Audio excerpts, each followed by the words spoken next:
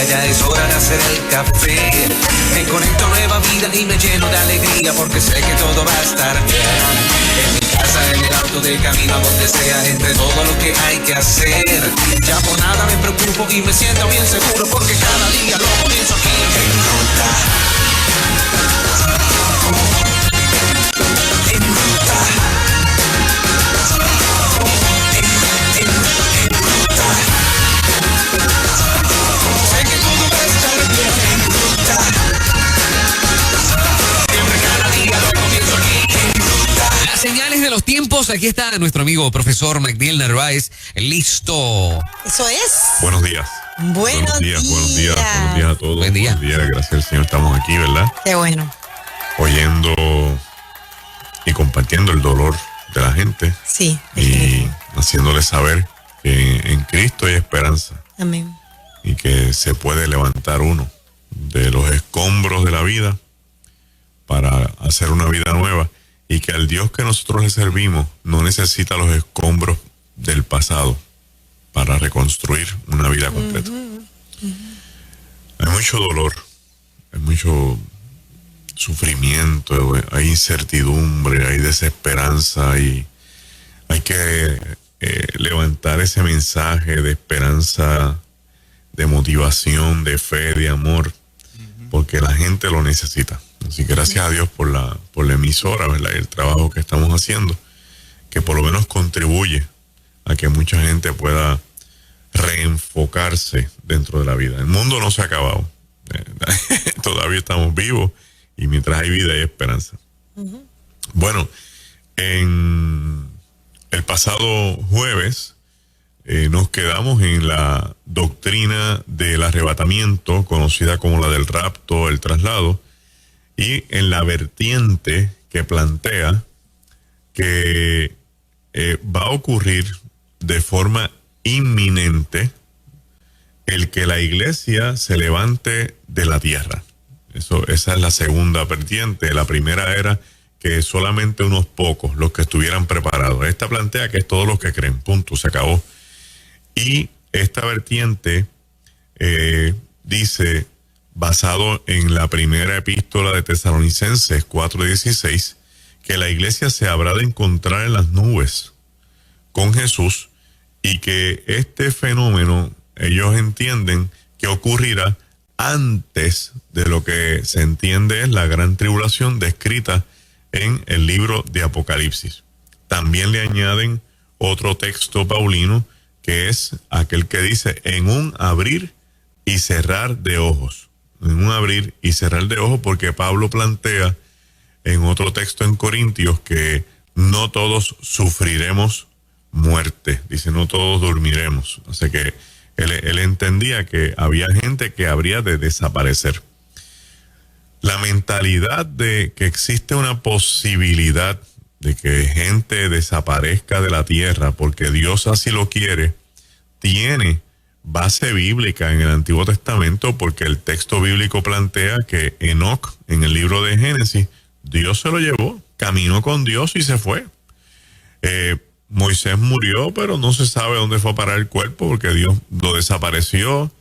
Elías es arrebatado en un carro de fuego en el libro de los Reyes, y por lo tanto cuando se plantea esta doctrina se usa como base el elemento de que hay precedentes bíblicos de un Dios que tiene la capacidad de desaparecer un ser humano y por lo tanto Dios puede hacer que la iglesia se vaya. Hago este tipo de planteamiento porque en el segmento anterior, pues mucha gente, ¿verdad? Reaccionó y otros reaccionaron de otra forma y todo el mundo reaccionó de diferentes maneras. Pero decir que lo que estamos hablando son disparates y que el que está hablando está loco, en la realidad última, yo le quiero decir a las personas que escriben esto, ¿verdad? Tengan un poquito de delicadeza porque lo que yo le estoy diciendo aquí en los segmentos de los jueves es prácticamente un extracto de lo que sería todo un estudio de por lo menos mínimo un semestre de teología o de escatología Y es el extracto y el insumo de posiblemente, qué sé yo, como 10 o 12 libros que los voy a traer el jueves que viene para que los vean, ¿verdad? Para que no crean que es que yo me levanté por la mañana y llegué aquí y dije, déjame ver qué voy a hablar hoy. Esas cosas no pasan en mi vida. Casi siempre, Magdiel, cuando yo escucho ese tipo de comentarios, es una persona que ya piensa que lo sabe todo en ese campo y que como filtra todo basado en el conocimiento que cree tener absoluto, cualquier cosa que no encaja con su visión del tópico, lo considera algo para usar el epíteto disparate. Es el tipo de persona que si tiene una buena actitud también y se expone, puede terminar diciendo, caramba, no veía las cosas como tú al principio, pero creo que en el proceso me has convencido de mucho. Y yo creo que esa es la característica que cada uno de nosotros como discípulos debe tener. Por eso el apóstol decía, escudriñalo todo, retén lo bueno, y lo que no es bueno, pues lo echas a un lado, pero al saque, ¿verdad? Un epíteto de esa manera, como que no es tampoco muy inteligente hacerlo. Y que todos difieren, todos tenemos diferentes maneras de pensar, pero eso no nos da, ¿verdad? Quizás luz verde para decir categóricamente eso es un disparate, sino para decir, déjame ver, ¿dónde busco información para aclarar la duda? Yo lo traigo porque a mí me importa poco lo que la gente pueda pensar de mí a esta altura de mi vida. Lo que pasa es que no quiero que esto se forme en un tome y dame con hermanos en la fe que quieren aprender. Dese la oportunidad y usted escoja lo bueno y deseche lo malo. Así que por ahí vamos. Para esta vertiente, la gran tribulación es el tiempo final de los tiempos. O sea, en otras palabras, el final de los tiempos, donde la ira de Dios habrá de manifestarse sobre todos los habitantes de la tierra que no creyeron en Él o que creyeron y le dieron la espalda. Por lo que se entiende que si son estas personas, la iglesia no debe estar presente. Entonces, hay gente que contrarresta la vertiente diciendo, no, pero porque la gran tribulación la capitanea el movimiento del anticristo. Y entonces ellos responden, sí, lo que pasa es que también dentro de la gran tribulación hay elementos cósmicos envueltos. El cielo se sacude, el mar, los bramidos del mar, dice el texto bíblico, que crearán terror en la gente, caerán constelaciones de los cielos, y todo ese tipo de eventos que he dicho hasta ahora no está en el poder del enemigo. Ese poder es el poder de Dios, porque el poder de Dios es el que está afiliado con la ira, y la ira no es una ira de malo, de maldad, es una ira para hacerle ver al ser humano que se le dio la oportunidad de hacer su vida con Dios y simplemente le dio la espalda a Él. También esta vertiente plantea que la iglesia tiene una misión. Lo dijimos el jueves pasado y lo repetimos hoy, que la misión de la iglesia surge para proclamar. ¿Proclamar qué? ¿Proclamar qué? Porque estamos proclamando muchas cosas, pero ¿cuál es la realidad de la proclamación de la iglesia? Bueno, la iglesia surgió para proclamar el reino de Cristo, que habrá de venir a establecerse por siempre en la tierra. Porque nosotros somos representantes y embajadores de Cristo, como bien Juan Carlos dijo el jueves pasado. Sin embargo, nuestro rey está presente en nosotros, pero el texto bíblico plantea de que se va a hacer físico. En otras palabras, que Cristo tiene un regreso inminente. Entonces la iglesia tiene que estar proclamando ese reino. Y por lo tanto, una vez este reino se ha proclamado en el mundo entero, Mateo 24 plantea que Jesús dijo, después de eso, pues entonces vendrá el fin. No es que ese es el fin, sino que vendrá el fin, dando a entender que hay una salida de la iglesia y una entrada de una gran tribulación. La gran tribulación se entiende como el reino del anticristo, y obviamente si aplicamos Mateo 16, tendríamos que decir que donde está el reino de las tinieblas, la iglesia está venciendo, porque las puertas del infierno no prevalecen en contra de la iglesia. Habiendo dicho eso, si este es el reino del anticristo, ¿para qué la iglesia va a estar aquí? La iglesia tiene su reino. Entonces, dos reinos no pueden estar a la misma vez funcionando. En el capítulo 7 del libro de Apocalipsis se plantea que existe un regreso de 144,000 personas selladas. Y él plantea bien, diciendo, se establece que estos vienen de la gran tribulación. Y se menciona que son los descendientes de las tribus de Israel, de las tribus originales de Israel, pero no de la iglesia. Y estos vienen de gran tribulación. El Señor le promete a la iglesia que no verá la gran tribulación, que vendrá sobre los habitantes de la tierra, y se lo dice a una de las iglesias del Apocalipsis. Está entre los capítulos 2 y 3, usted lo lee, y a una de esas iglesias le dice, ustedes no van a ver la ira que vendrá sobre los habitantes de la tierra. Entonces, hay unos escatólogos que dicen, sí, pero eso se lo dijo a esa sola iglesia. Y otros escatólogos dicen, no, porque el texto dice que el que tenga oídos para oír, oiga lo que el Espíritu le dice a las iglesias. O sea, que no es solamente a esa iglesia, también es para mí. Entonces, hay otro escatólogo de apellido Wright que dice, bueno, lo que sucede aquí es que esto se le dijo a esta iglesia por la persecución que vendría contra ellos.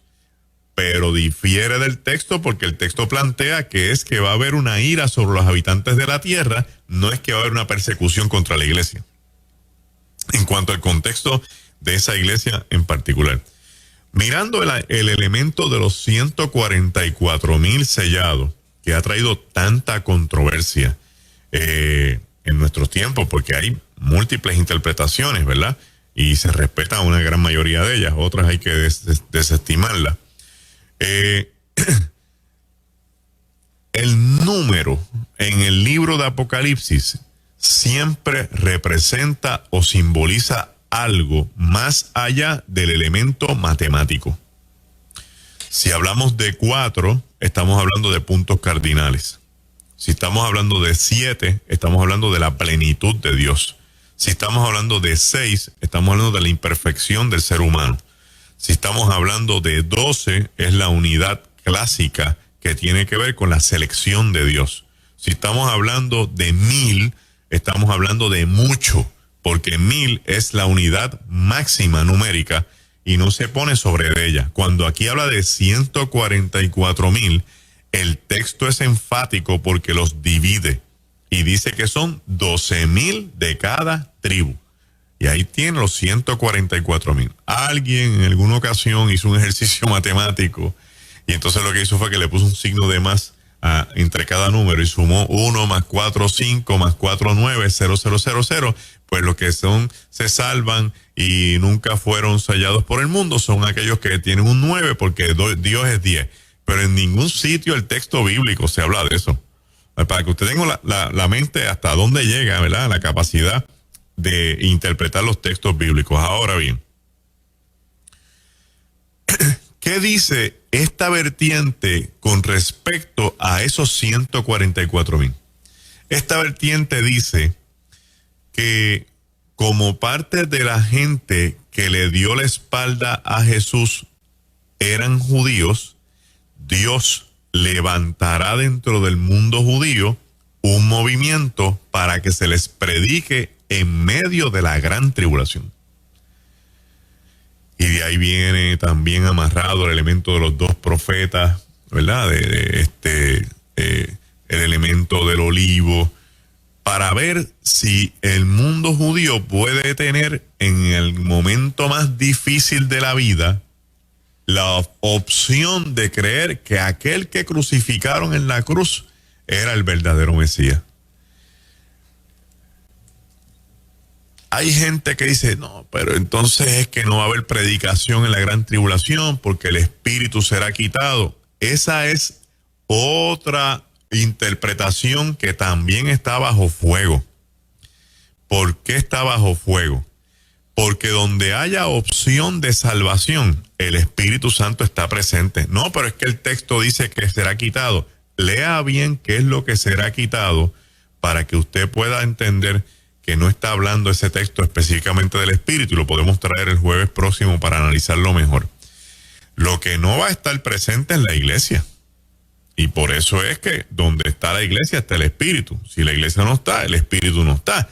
pero no quiere decir que el Espíritu no quiera salvar, porque a la última instancia Dios lo que quiere es salvar al ser humano, aún en los peores momentos y en las peores consecuencias de la vida.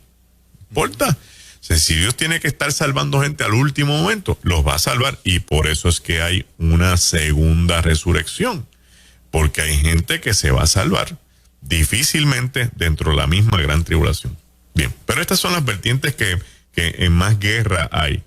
Entonces hay gente que dice, pues los únicos que se salvan son los 144,000 que están en el Apocalipsis. No, estos que regresan son los que murieron proclamando en la tribulación y que no fueron marcados con el sello de la bestia, que son sellados por Dios y mantuvieron sus vestiduras blancas en medio de la gran tribulación, y regresan ahora.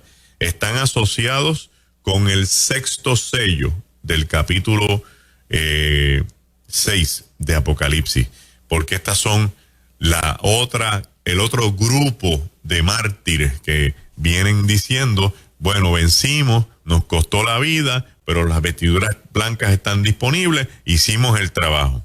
Note usted que si estos son los únicos que vienen con vestiduras blancas de la gran tribulación, no se hace mención de la iglesia. Y por eso esta vertiente dice, la iglesia no está en la gran tribulación, porque si no diría que vienen más de 144,000 y que vendrían de otro tipo de movimiento, que son los gentiles.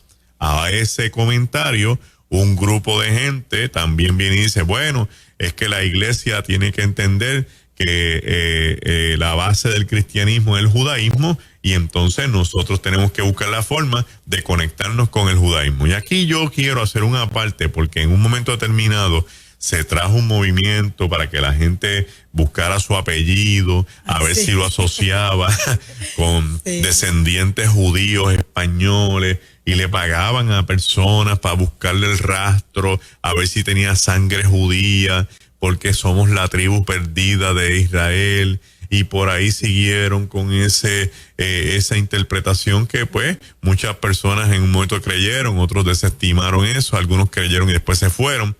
Y la verdad es que tengo que decirle que si usted es puertorriqueño, nacido y criado aquí, usted de quien menos sangre tiene es judía.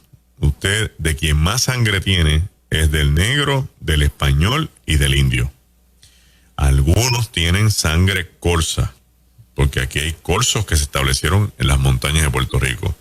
Otros tienen sangre siciliana. Y otros tienen sangre de otros movimientos europeos como holandeses y alemanes que vinieron a Puerto Rico. Y así por el estilo. Lo segundo que le tengo que decir es que aun si usted tuviera sangre judía, recuerde algo bien importante. La sangre que salva es la de Cristo, no es la del judaísmo. Y tenemos que tener bien presente que aquí el que murió en una cruz se llama Cristo. Y murió sin religión. Murió creyendo fielmente que la mayor expresión de amor en el mundo era la que él estaba haciendo, sabiendo que iba a resucitar al tercer día para establecer una vida eterna en todo el que crea en él. Le traigo esto porque sería bien triste que después que usted lleve un tiempo en la iglesia adorando y creyendo en el Señor, cualquier vertiente lo saque de balance y usted ponga su fe en algo que no es Cristo. La Biblia es clara, el único que salva es Cristo. El Señor también le plantea a esta vertiente, también plantea que el Señor es, en el texto bíblico, el novio que viene a buscar a su novia. Y entonces, algunos escatólogos dicen, si esa es la realidad y nos vamos a mirar en términos de novios y novia, y tú eres un novio que amas a tu novia, como dice Pablo, esto es teología paulina completa, ¿verdad? Que Cristo se entregó por su iglesia y que así los maridos deben entregarse por las mujeres.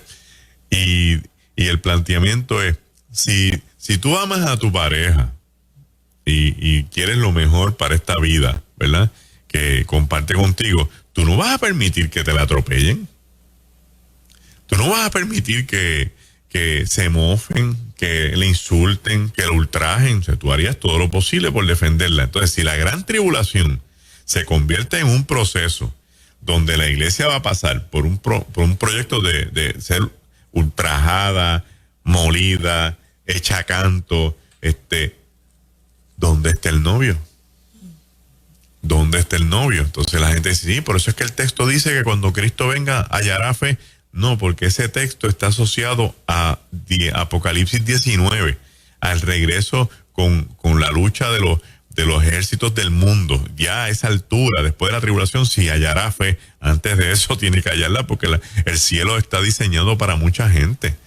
No puede ser que el infierno gane, diciendo, ¿verdad? Tanto sacrificio en una cruz, tanto derramamiento de sangre para tú quedar en esta historia tan ridícula de no haber podido salvar tu propia creación. Yo no creo que Dios esté en ese nivel.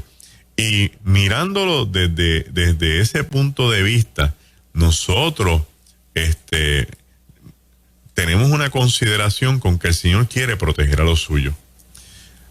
Vienen las dos luchas de nuevo. Entonces hay gente que dice, sí, pero la iglesia va a pasar persecución. Y hay que separar la persecución de lo que es la gran tribulación. La gran tribulación se entiende en la teología cristiana como el conjunto de eventos sin límite que vienen de diferentes vertientes y fuentes para demostrarle al mundo que se queda que no valió la pena darle la espalda a Dios. La persecución no tiene que esperar por la gran tribulación. La persecución se ha dado desde que Jesucristo se levantó de los muertos hasta el día de hoy. Lo que pasa es que no la estamos viendo con nuestros ojos, pero hoy día la iglesia está sufriendo persecución por donde quiera. Nosotros no tenemos que esperar una gran tribulación para que nos persigan. Ya con hoy, usted decir que usted es cristiano, ya hay un grupo de personas donde usted se encuentre que lo van a mirar con ojos diferentes a como miran a todos los demás. Simplemente porque usted es cristiano. Eso es persecución. El que los estados quieran demostrar con sus leyes y sus decretos cosas contrarias a lo que hemos predicado por tanto tiempo, eso se considera persecución porque atenta con nuestra fe y atenta contra nuestros principios. Que lo usen para mofarse de nosotros es persecución. Que te señalen y te minimicen diciéndote fundamentalista, retrógrada, recalcitrante, arcaico, dinosaurio, eso es persecución. ¿Por qué no le dicen eso a otro grupo de gente? Entonces, cuando se hace la diferencia, ya la iglesia está dentro de una persecución. Y ya hay mucha gente que ha perdido la vida defendiendo el evangelio. Bueno, hay una tercera vertiente. Y esta es la que establece que la iglesia se va en un arrebatamiento, pero después de los primeros 3 años y medio de la gran tribulación. Porque se plantea que estos años son de paz y prosperidad. Lo que plantea este movimiento escatológico es que para que surja una estructura con un anticristo, sea un hombre lleno de Satanás, sea un movimiento completo dedicado a él para hacer el mal y evitar que los seres humanos cumplan los propósitos de Dios en la tierra, se requiere que haya crisis, que haya caos. ¿Por qué? Porque si nosotros estamos en prosperidad y en bonanza, nadie va a tener por qué cambiar lo que tiene. Si tú estás bien, todos estamos bien. Y alguien me dice, mira, yo me voy a presentar como candidato para unir el mundo. Y dice, no, pues si estamos bien, ¿para qué queremos unirnos a ti si está todo en orden? Ahora, si surgiera a nivel mundial que el mundo empieza a sacudirse y a tambalearse, y que lo que por uso y costumbre teníamos era bueno, agradable, ya no está, que los servicios se empiezan a deteriorar y a desaparecer, que empieza a escasear lo que teníamos por abundancia, entonces la gente que estaba acostumbrada a vivir de una forma cambia la mentalidad para ver si existe algo o alguien que le provea una opción para que vuelva a tener lo que tenía sin tener que mediar ningún tipo de proceso. ¿Qué tengo que hacer? ¿Votar por ti? Pues yo voto por ti. ¿Qué tengo que hacer? ¿Ponerme una marca? Pues yo me pongo la marca. Y ese es el planteamiento de este movimiento. Viene un caos, viene una crisis, viene escasez, viene un montón de problemas, de lucha, y entonces se levanta este movimiento a prometer 4 cosas que si tú las lees, las encuentras en la agenda de las Naciones Unidas para el 2030. Wow. Salud, economía, seguridad y ambiente. Esas son las 4. Esas 4. Eso es lo que ellos plantean para un mundo estable. 2030. Estamos a 9 años.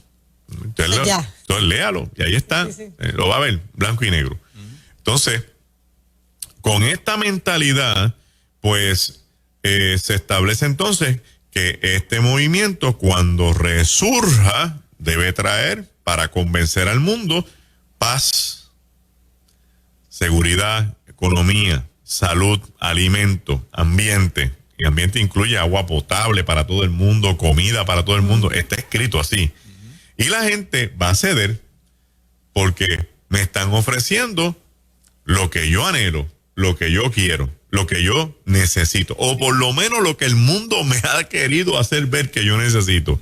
Entonces va a haber, según esta vertiente, 3 años y medio de paz y prosperidad, donde la iglesia pudiera tener un espacio para proclamar, para adelantar la agenda, para predicar, y cuando se manifieste la maldad del anticristo, entonces la iglesia se irá y vendrán 3 años y medio, que son los 3 años y medio de angustia, de crisis, de luchas y de total desajuste caótico en la tierra. El fuerte de esta vertiente está en que donde único se habla de las bodas del Cordero en toda la Biblia es en el capítulo 19, donde aparece el ángel diciéndole a los que están allí que ha llegado la hora de la celebración de las bodas del Cordero, que se entiende que es el encuentro de la iglesia con Jesús antes del final de la gran tribulación, que termina en ese mismo capítulo 19 con la guerra del Armagedón. Y esto asume que la iglesia se había ido y que estaban en los preparativos y que llegó el momento de la preparación de las bodas del Cordero, que está asociado también con la parábola de las 10 vírgenes, cuando el novio cierra la puerta y dice que hay una celebración. También está asociado con una de las cartas a las 7 iglesias del Apocalipsis, donde dice: he aquí, yo estoy a la puerta y llamo, si oyes mi voz y abres, yo entraré, él cenará conmigo y yo cenaré con él, dando a entender de que en algún sitio hay un banquete. Hay un banquete. También se asocia con la piedrecita blanca, que también está en Apocalipsis, que tiene el nombre nuevo, porque esta piedra blanca donde único tiene sentido es en la cultura griega y en la cultura romana. En la cultura romana, porque esto viene de los jurados de juicios criminales, donde habían 12 ciudadanos romanos de buen testimonio que veían un procedimiento criminal en contra de una persona. Había las acusaciones, se hacían todos los testimonios en contra del individuo, venía la prueba de la defensa, el individuo podía hablar en su defensa, entonces un esclavo repartía una piedra para cada jurado de color blanca y una piedra de color negra. El acusado tenía la necesidad urgente e imperiosa de que el jurado votara a su favor. Entonces, ¿qué hacía el esclavo? Pasaba con un pequeño saco y recogía de cada jurado una de las 2 piedras. Si sacaba 9 piedras blancas o más, era inocente. Entonces, ¿qué hacía? Como él vivía posiblemente en una comarca lejos de donde estaba el juicio en Roma, pues tenían que darle algo. Entonces le daban una de las piedras y le escribían en la piedra el nombre del juez, el día del juicio, la votación, y que estaba exonerado. Y cuando él llegaba a su comunidad y lo querían arrestar para acusarlo de nuevo, él enseñaba la piedra. No, ya a mí me procesaron. Double jeopardy. No, aquí estoy, ya yo estoy libre, ya no me pueden acusar de nuevo. Entonces, esa piedra Cristo la está regalando en el Apocalipsis para que cuando en el día del juicio el diablo nos acuse, nosotros podamos enseñar que Cristo nos dio una piedra con un nombre nuevo. Aleluya. También se usa para las culturas griegas en las grandes fiestas que se hacían. Y como no había invitaciones como tal y papel, era difícil, pues se trabajaba una pequeña piedra y se enviaba por familia. Esta es la piedra de los Matos, esta es la piedra de Fernán, esta es la piedra de Magdiel. Y entonces llegaba el día de la fiesta porque la piedra tenía tu nombre, el nombre de la familia que te invita, el día de la fiesta y la hora. Y tú llegabas a la casa de esta familia y en la entrada había un esclavo, como el que hablamos aquí el martes, un dulos, un esclavo doméstico, que era el que recogía esa piedra y la miraba y decía, sí, usted está invitado, pase por favor, porque la fiesta es para usted. Entonces el planteamiento que se hace en Apocalipsis es que esa piedra blanca también es la salvación que has tenido en Cristo, que te da la oportunidad de tú llegar a este gran banquete de las fiestas de las bodas del Cordero, donde tú estás invitado y tú lo que haces es que te presentas porque tu alma es esa piedra blanca que tiene un nombre nuevo, que cuando el Señor te va a decir, sí, si tú eres de la fiesta, entra y participa con nosotros. Puntos en contra, crisis, ¿verdad? Del texto. Ajá. Antes que se escape el detallito, esa piedra nueva con ese nombre nuevo va a tener un significado como usualmente en la cultura judía los nombres tenían significados. O sea, sí. Bien. Dios nos querrá decir algo de lo que somos para Él y de cómo Él nos ve como papá con ese nombre nuevo. Hay una, muy bueno, interesante. Hay una teoría. Ajá. Bueno, primero vamos a la base bíblica. En la base bíblica se establece que el único que tiene poder para cambiar los nombres es Dios. Punto. Y Dios se lo cambia a Abraham, se lo cambia a Sara, se lo cambia a Jacob, porque el cambio de nombre implica un cambio de destino. De destino, ajá. Cambio de destino. Entonces, los nombres bíblicos son graves porque ahí, por ejemplo, tú tienes los hijos de Noemí y de Elimelech, se llaman Malón y Kelión, que significan el moribundo y el enfermizo. Y tú dices, ¿pero quién le pone dos nombres hacia los hijos? Y dice, bueno, lo que pasa es que si el muchacho nació 6 mesinos, tosiendo, dice, pues este es un moribundo, y se quedó moribundo. Y si el otro nació con otras condiciones, pusieron el enfermizo. Pero en el camino le pudieron haber pedido a Dios que los ayudara a cambiar el nombre. Y entonces su vida hubiera cambiado y no hubieran muerto como murieron en el libro de Ruth. Esa es una tradición que existe en todas las culturas antiguas del Medio Oriente y en África. En África, Nelson Mandela, el nombre original de Nelson Mandela es Juli Jaja en africano. Juli Jaja. Y su nombre significa The Troublemaker. Sí. Juli Jaja en africano, que significa es el problemático. Y ese era el nombre de Nelson Mandela. Hasta que llegó a la escuela y una maestra rubia, blanca, de ojos verdes, inglesa, porque ellos eran una colonia de Inglaterra, le puso de nombre Nelson. Ya no te vas a llamar Juli Jaja, ahora vas a ser Nelson. Pero eso no le cambió lo que él era. Bien, entonces, cuando nosotros venimos a Cristo, fíjate que Cristo le cambia el nombre a Pedro. Simón, tú serás Pedro. Porque aquí es que viene la teoría. Esa es la base. La teoría plantea que David en uno de sus salmos establece que Dios nos conocía desde antes de la formación. De la fundación del mundo. De la fundación del mundo. Y que cuando yo estaba en la formación, como un embrión en la barriga de mi mamá, ya tú conocías mis pensamientos. Lo que implica que para Dios, yo soy alguien en este cuerpo para tener conciencia de Él, pero para Él, ya Él sabe quién soy yo de antemano. Y entonces lo que nos dice es, hay un nombre que Dios te ha puesto, que va con el cumplimiento y el propósito de tu vida, y te persigue hasta lo último. Y ese es el nombre que está en esa piedra. Porque cuando te presentes a Él, no te va a llamar por Magdiel, te va a llamar por el nombre que está en esa piedra. Eso significa que Dios pensó en términos de mí, de ti, de todos, hacia la eternidad. Hacia la eternidad. O sea, Ya Dios sabe lo que yo voy a hacer en la eternidad, y en esa piedra con ese nombre me lo va a decir. Está ahí. Está ahí. Eso es así. ¡Wow! O sea, no es un Dios que inventa. Exacto. No es un Dios que inventa. Pues usted es un Dios que lo controla. No es un Dios que lo controla, porque aquí hay espacio para 1000 cosas. Tú puedes llegar a Nínive en el barco seco, o puedes llegar mojado después del pez grande, pero vas a llegar. O sea, la forma y los procesos son nuestros, los propósitos son de Él. Y los propósitos se entienden cuando se cumplen. Y cuando los propósitos se cumplen y tú los entiendes, tú puedes perdonar los procesos. Exacto. Entonces, el llegar con la piedra blanca, lo que me plantea en las bodas del Cordero, es que vencí. Yo quiero saber ese nombre. Sí, es que vencí. El de mami fue Juan Carlos, pero el de Dios yo quiero saber cuál es. Exacto.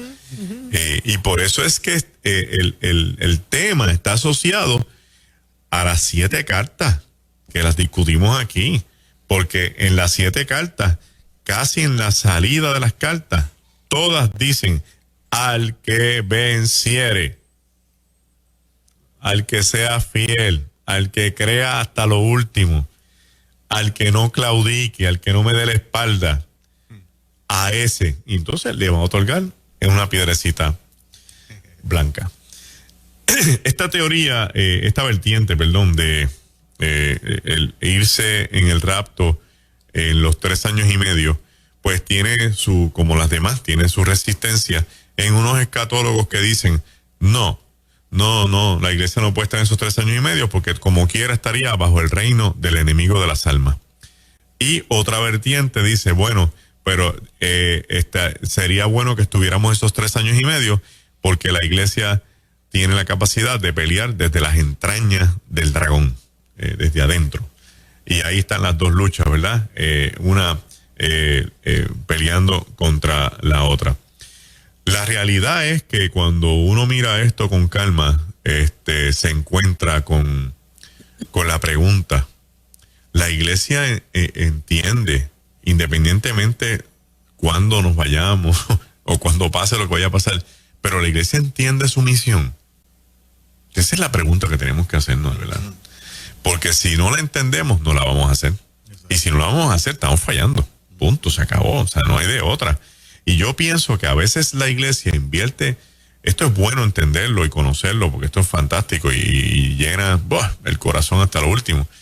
Pero yo no me puedo encerrar en un cuarto, porque el mundo está en crisis, esto es un caos y esto es una cosa increíble, a esperar que las nubes se abran y baje Cristo y me llame en el momento que me llame, o si no, que cuando venga el Señor en su segundo regreso y porque yo no quiero estar aquí más. O sea, si usted está aquí, en esta tierra, en este tiempo, es porque el Señor pensó que era bueno que usted estuviera aquí.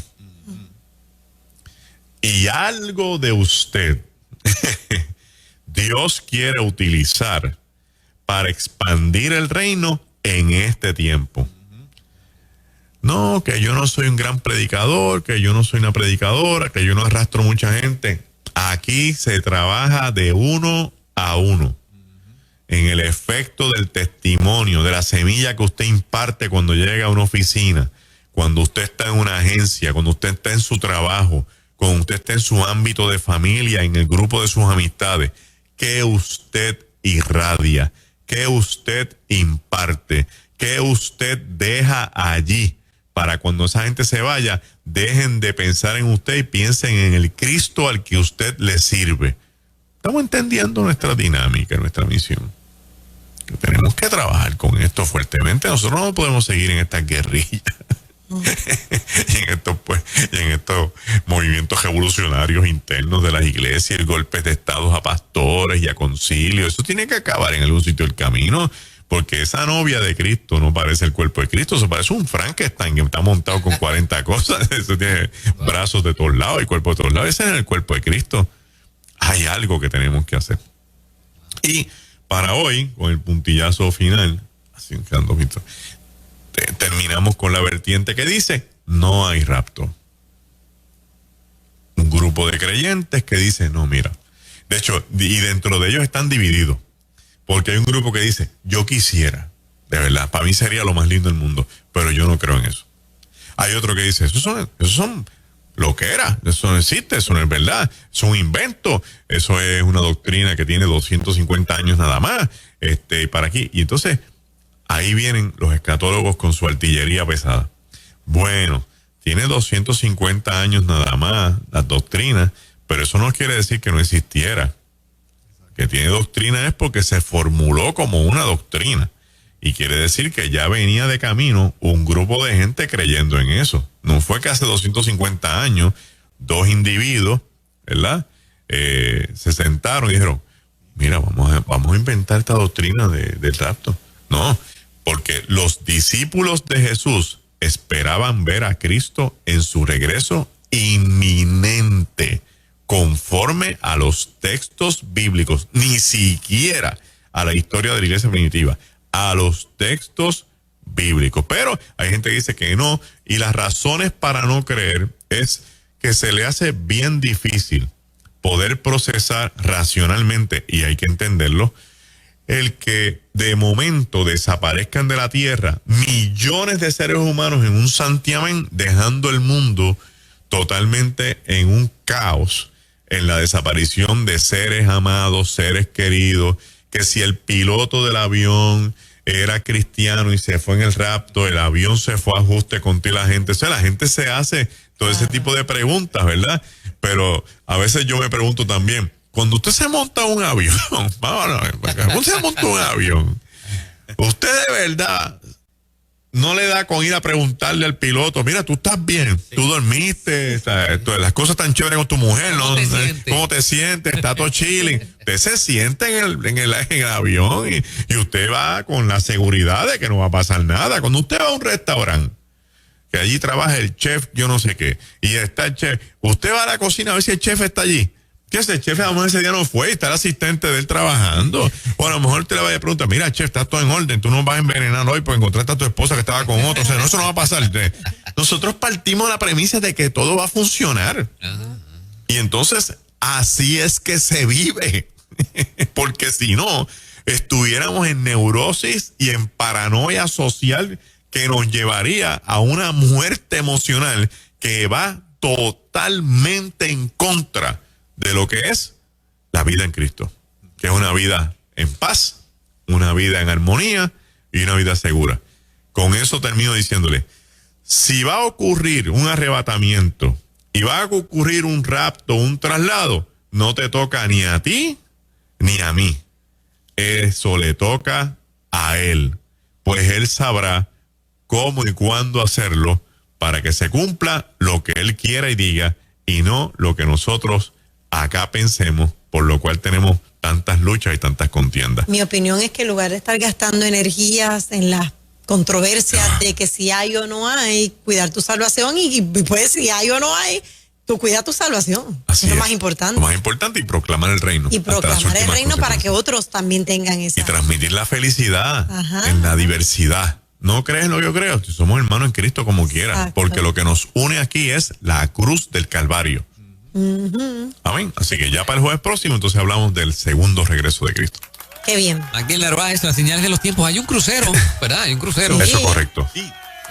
Sí, tenemos un crucero que a mí se me olvidó cuándo sale la fecha, creo que es a finales de octubre. 28 de octubre. 28 de octubre. De noviembre. Pronto Travel es la agencia 787-798-6455. Hay un boom increíble de llamadas telefónicas. Usted tenga paciencia con lo que se ha formado y lo que se ha creado en este viaje de crucero de 97.7 con la empresa EO y verdad con el equipo de Samuel Pagán, MacDiel, el cantante Ricardo Rodríguez. Edwin Rivera Manso. Hace falta el buche café, no hace falta.